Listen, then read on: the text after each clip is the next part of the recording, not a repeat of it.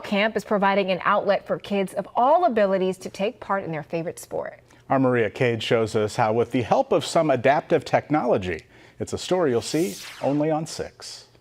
Do you remember the first time you went rock climbing? That adrenaline rush?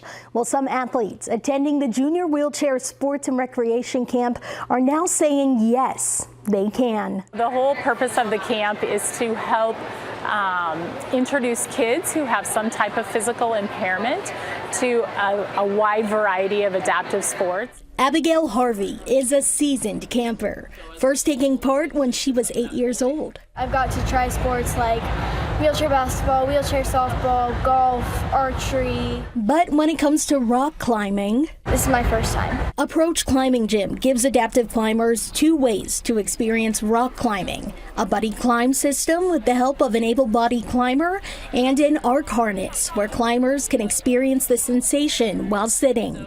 I have pulleys set up. Some are actually traction pulleys, so they actually capture that progress. So as that climber pulls up, it stops that pulley from releasing all the rope and them descending. The gym's leaders say it's the only adaptive climbing experience in the immediate area. There's just so many opportunities once the kids have been introduced to all the things that are available and out there for them. It's not just athletic skills that campers get to learn.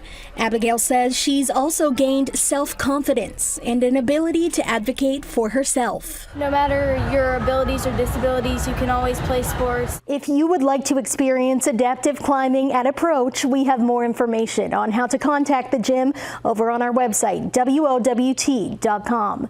On your side in Omaha, Maria Cade, 6 News.